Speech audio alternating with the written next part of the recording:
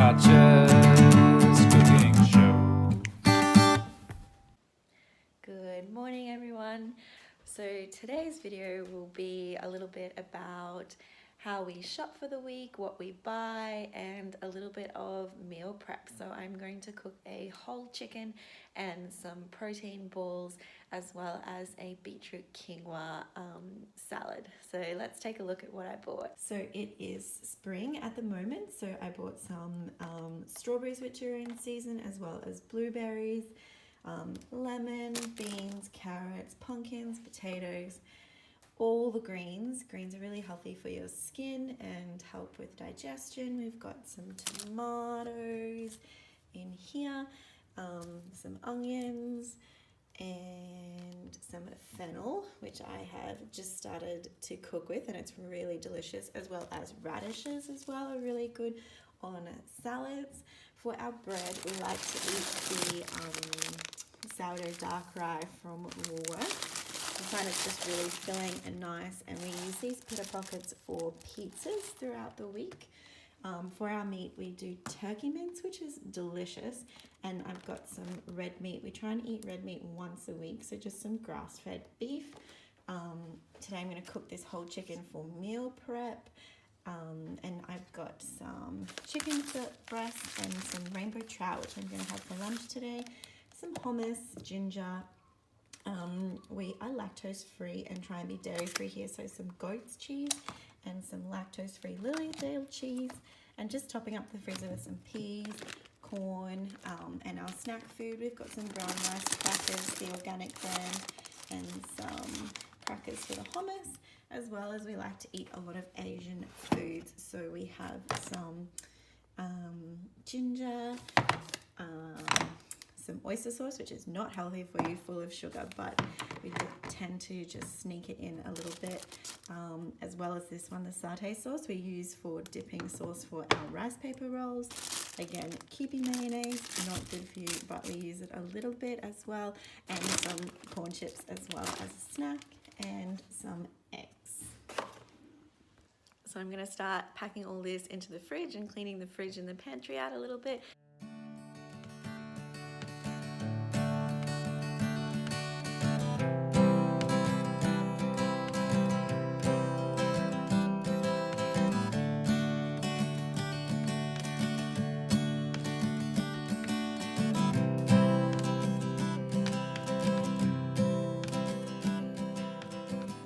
For the freezer as well, we have this reusable bread bag, which you can get from your health food store. It's really great because we find that we don't eat a loaf of bread straight away, and with the sourdough it goes really hard. So we'll cut it up and we'll put it in the freezer in this bag, and it keeps it really nicely, and also helps prevent crumbs getting in the base of your freezer and having to clean it out all the time. Everything's away, and we're going to start cooking the chicken now. So what you'll need for this recipe is any type of herb. So I'm going to use parsley today, 3 cloves of garlic, a whole lemon, as well as some olive oil. So you can use any type of oil that you want, coconut oil, olive oil. I just prefer to cook with olive oil. Just always have. I know that when you heat olive oil, it's not as good for you as, say, if you were to use coconut oil, but I find when you're cooking meat, if you use coconut oil, you get that really coconut oily taste, and I don't particularly like that. So we're going to use olive oil today. And first up, you're just going to unpack the chicken, mince up all the garlic and the herbs, and then pop it in the chicken and put it in the oven. Really simple. The next step is to poke some holes in the lemon and then put it in the microwave for about 30 seconds. Try and keep a watch on it because you don't want the lemon to explode on you while it's in there. And then we're going to put that up the chook. Whilst that's heating up in the microwave, the reason why we're heating the lemon before we're putting it in the chicken is because it helps keep the inside of the chicken moist and prevents the chicken from drying out. So what we're going to do is put the lemon up the chicken's bum now, and as well do those slices on the side of the chicken, and then rub the whole chicken with our herb and olive oil mixture. The final step before you put the chicken in the oven is just to sew up the bottom of the chicken. If you have cooking string and a needle to do that, that's what Jamie recommends. However, I found a little trick because I have not wanted to buy cooking string and a needle, but I do have toothpicks, so I sew it up using toothpicks. Let me show you how. What I do is I grab the chicken skin here, and then I slowly pierce the chicken skin with a toothpick, like so. And then I just grab another one and I work my way up towards the top of the chicken. And so I'm going to put the chicken in the oven for about an hour.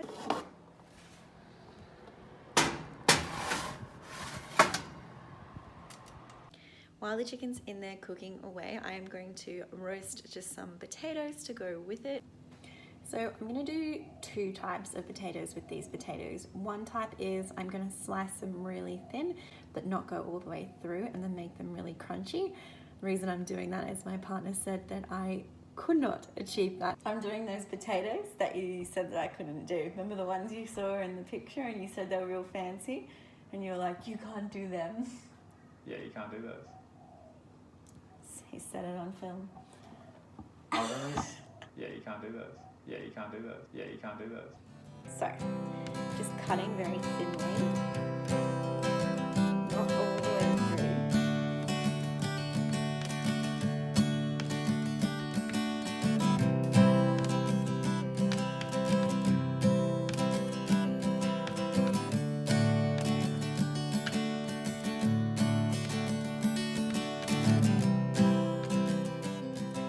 Dress them with some olive oil, salt and pepper, and some rosemary, and hopefully they turn out like the magazine, because I really want to prove him wrong. Next, I'm going to start on the beetroot salad. So I have cut up all the beetroot and put it in a saucepan of water. I'm going to put it on the stove and boil that up, and as well start on the quinoa. And then while the quinoa and the beetroot are cooking, I will start on the Choc mint protein balls. And the reason why I want to make these Choc mint protein balls is because there is a brand of Choc mint protein balls at Woolworths, and I keep buying them, and they're very expensive, and the ingredients are very cheap. So I'm going to try and make it myself. Okay, so on the label of the cacao and mint protein balls, it has sultanas, almonds, dates, cashews, coconut, and cacao, as well as peppermint oil. So let's give this a shot. The hardest thing will be to get the ingredients right in the right ratio, but I'm willing to give it a go, because if I get it right, it will be delicious. So first things first, I'm going to soak the dates because I only have a NutriBullet, and the reason I do that is the NutriBullet struggles to blitz the dates when they are dry. So I soak them in some water and microwave them for about 1 to 2 minutes. So while they are in the microwave and they are getting hot, I am going to try and put together the ratio of nuts that will be needed and blitz them in the NutriBullet.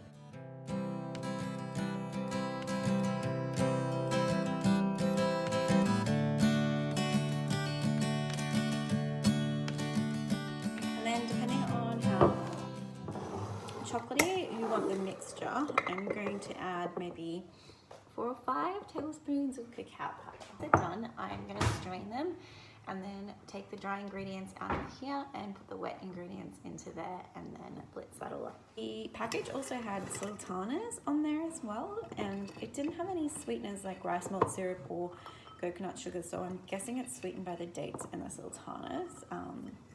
So yeah, we'll just have to try and see how it goes.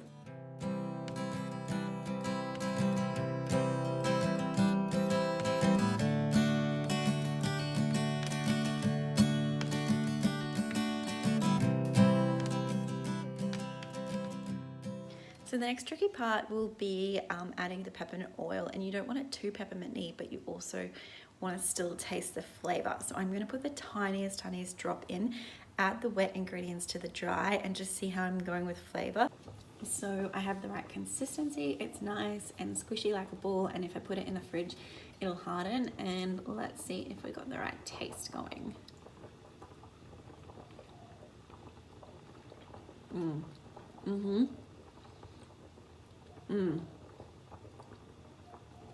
Perfect. I am so happy with those Choc mint coconut protein balls.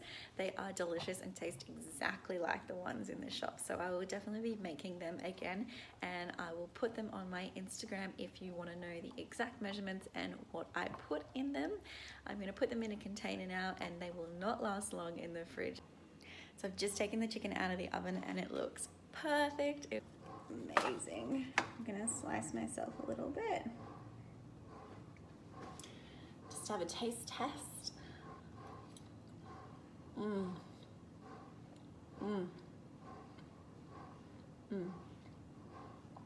Incredibly juicy, moist, just delicious. And I've also just checked on the potatoes and they need like a little bit longer, but my sliced potatoes worked perfectly.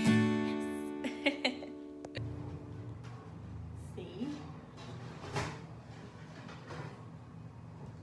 Ha ha ha ha. I did it. Wow, you did it. I did it. It looked good. Not as good as the ones I saw online. Oh, get off it. So the quinoa and the beetroot have just cooled down and they're finished cooking. So I'm going to put the beetroot into the NutriBullet and blitz it all up into a juice, and then I'll add the beetroot juice to the quinoa. You cut up some oranges and then you'll add parsley to it and sprinkle on top some goat's cheese. And there you have it. It's a beetroot, quinoa, walnut, goat's cheese salad. It's absolutely delicious, great on summer days.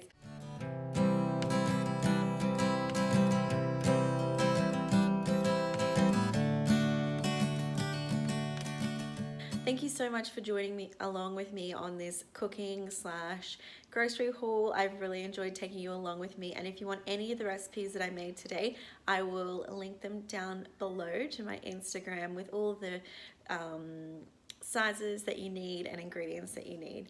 But thanks again guys for watching, and I will catch you in the next video. Bye.